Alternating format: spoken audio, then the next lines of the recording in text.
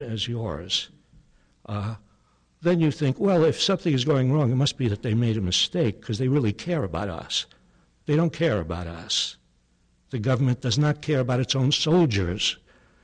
If it did, it would not have sent its soldiers into the quagmires of Vietnam and Iraq. It would not send them into a situation where they're going to come back maimed or without arms or legs, or they come back with their psyche destroyed if it really cared about the soldiers and cared about the families of the soldiers. It would not be taking the wealth of this country and squandering it on $500 billion this year on a military budget. That's a hard thing to grasp, that the government does not have the same interest as us. It's hard to grasp because we grow up in a culture where the language of the culture predisposes us to think, yes, we have a common interest. The Constitution starts off in a preamble, we, the people of the United States, establishes.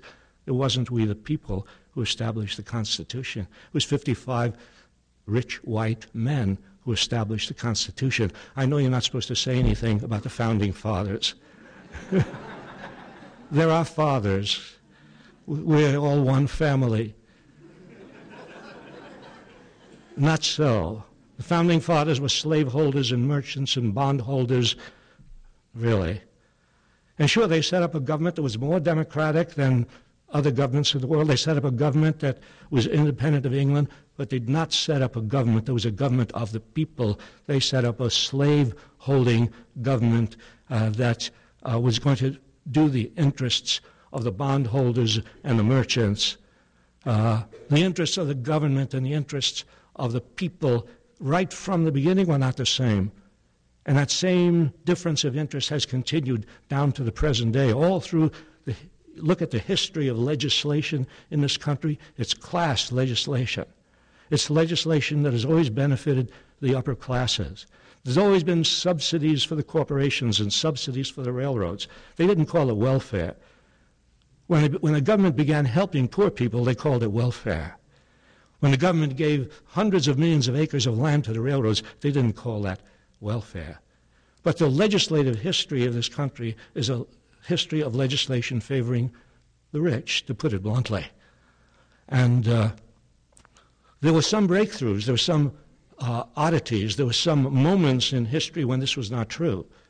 In the 1930s, something happened. In the 1960s, something happened. What happened is that people rose up all over the country and demanded change. And the demands grew so loud and so threatening that then, in the 1930s, we got Social Security and we got unemployment insurance and we got subsidized housing. And in the 60s, we got Medicare and Medicaid. So there have been moments in our history when the people and their desires and their anguish over their situation has broken through. And then we got legislation that moved away from the traditional class, upper class legislation of the government. But it is extremely important to understand this conflict of interest between government and us. Otherwise you will think, and the young guy going off to war will think, well, Bush's interest is the same as mine. It's not. Nor is Exxon's interest the same as mine. Nor Halliburton's interest the same as mine. No. That's a very important thing to learn, I think, from history. And when you study the history of the United States, you do not see the kind of country that we all learn about when we go to school, which is a kind of exaltation of America. We're not different, by the way, than other countries. Countries everywhere teach their history in a nationalist way. They're all prideful of their flag and their anthem and, their history. And the United States is no different, except that we're bigger and better and stronger.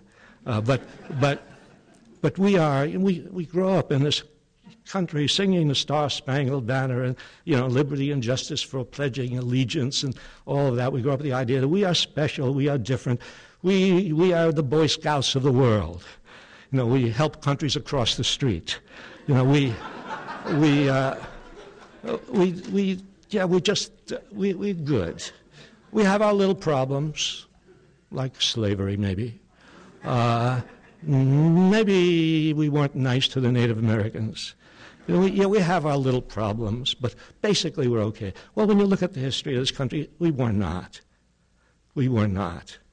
We destroyed Indian civilizations. We expanded into the Caribbean. We expanded into the Pacific.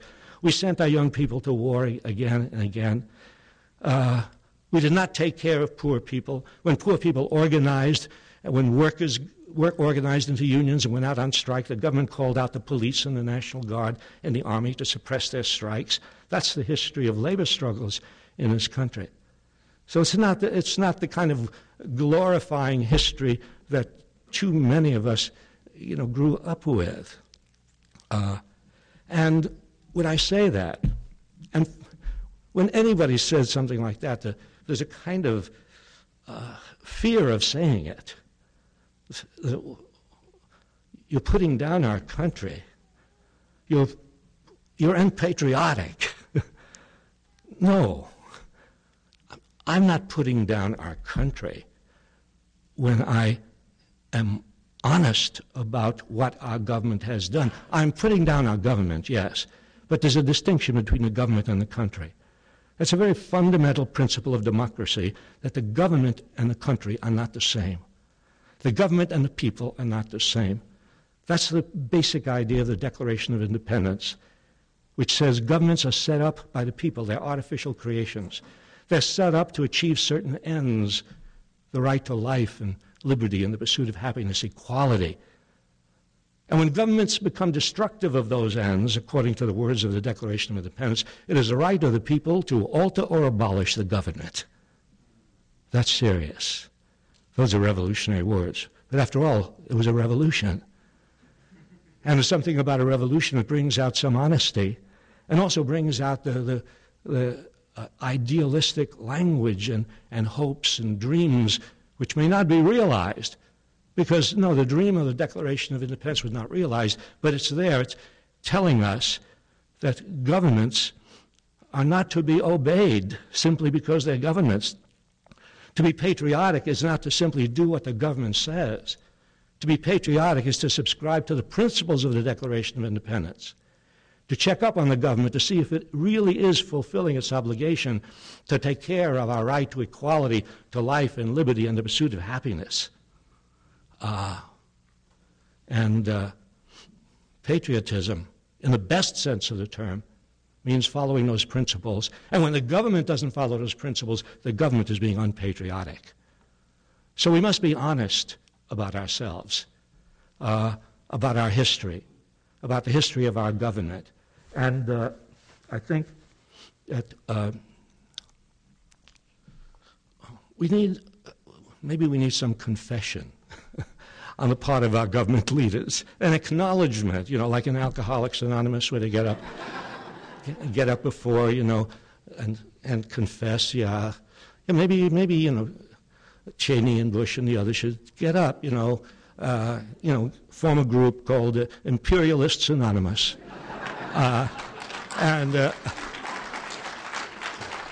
And tell the truth, and that is what they're aiming for in the Middle East is not democracy and not liberty. And they don't really care about the overthrow of tyrants like Saddam Hussein. Our government has supported tyrants all over the world. No, what they really care about, it's hard to say this, isn't it? Oil. It seems so mean, so cheap, although the oil won't be cheap. But it seems, really it's just oil? Yes, it's oil. History comes in handy there. The history of American policy towards the Middle East has been based on the desire to control the oil resources of the Middle East. That's been true ever since the end of World War II. Ever since President Roosevelt got together with Ibn Saud of Saudi Arabia, and they made a deal. The United States will replace the old oil powers, the Dutch and the British and the French in the Middle East. And in return, the United States will support the Ibn Saud government. Talk about democracy. The Ibn Saud government, the Saudi government, government of Saudi Arabia, all these years has been as far from democracy as you can find. But we did not invade Saudi Arabia to give democracy to Saudi Arabia, because Saudi Arabia gives us oil and is our ally in our quest for oil in the Middle East. So yes, history is very useful, in all of these ways. And I guess our problem is once we accept what the reality is, once we look honestly at what we have done and what we're doing, and the question is, what do we do about it? And are we helpless to do anything about it? Because I think that's a great problem, that people, even when they oppose the government, feel helpless to do anything about it. And so we don't see today, although most Americans today are opposed to the war, and most Americans today are opposed to the Bush policies, we don't see a connection between that opposition and any kind of change in policy. We don't see the wishes of the people represented in what the government does. We're not seeing the kind of actions that took place during the Vietnam War, where the passive opposition to the war became more than passive when it became civil disobedience. We're seeing the beginnings of that with soldiers who are refusing to go back to Iraq. We are. We're seeing the beginnings of that with the families of soldiers saying, no, we are opposed to this war. But the fact is, we do not have democracy in foreign policy. That's a very important thing to acknowledge, because we're always talking about bringing democracy everywhere else. We do not have democracy in this country when it comes to foreign policy. We learn in school we have 3 branches of government, and we have checks and balances, and the legislator will check the, executive, and the Supreme Court will see if things are constitutional or not. That doesn't work in foreign policy. The president decides on war, and Congress goes along like a bunch of sheep. Really, that's what they did in the Mexican War. That's what they did in the Spanish-American War. That's what they did in World War I. That's what they did in the Vietnam War. The Gulf of Tonkin resolution. Did members of Congress know where the Gulf of Tonkin was when they voted for the Gulf of Tonkin resolution? Did they know what happened in the Gulf of Tonkin? Turned out to be a mess of lies. But they immediately voted to give Lyndon Johnson the authority to launch what then became a very long war in Vietnam. There's no democracy in matters of foreign policy, and no checks and balances, no hope that Congress will stop and say, hey, let's look into this. Let's see if this is true.